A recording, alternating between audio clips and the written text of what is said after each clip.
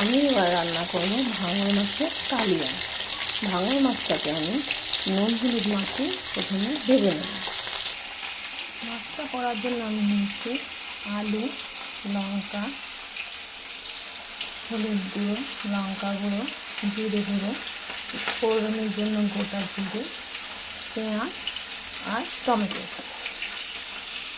মাছটাকে আমি লাল লাল করে ভেজে তুলে নেব। মাছটা আমার ভাজা হয়ে গেছে। এবার আমি কড়াইতে গোটা জিরে ফোড়ন দেব। গোটা জিরে ফোড়ন দিয়ে এবার আমি দিয়ে দেব আলুগুলোকে। আলুগুলোকে একটু ভেজে তার মধ্যে আমি দিয়ে দেবো পেঁয়াজ আর টমেটো। এবার আমি দিয়ে দেবো পেঁয়াজ আর টমেটো।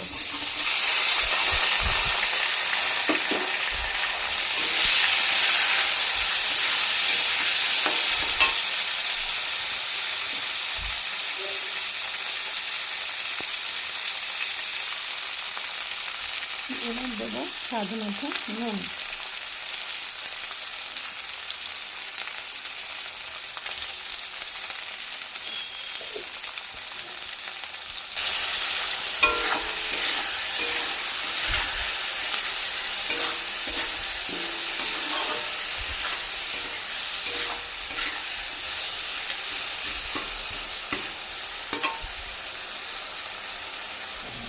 পেঁয়াজ আর টমেটোটা একটু মজে আসলে তার মধ্যে আমি দিয়ে দেবো আদা রসুন বাটা।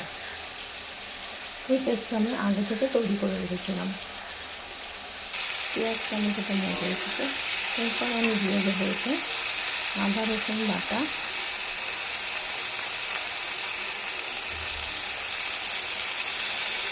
বেশ চামচ আদা রসুন বাটা আর সমস্ত গুঁড়ো মশলা দেবো। এবার আমি মশলাটাকে ভালো করে কষিয়ে নেব। অল্প জল দিয়ে মশলাটাকে কষিয়ে নেব।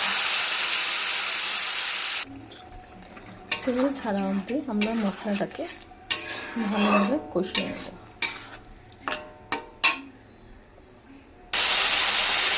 মশলা থেকে তেল ছাড়তে শুরু করে দিয়েছে। এবার আমি একটু দিয়ে দেবো জল।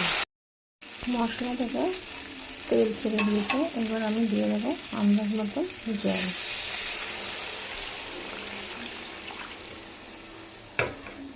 জলটা ফুটে উঠলে আমি মাছগুলোকে দিয়ে একটু ফুটিয়ে নামিয়ে নেব।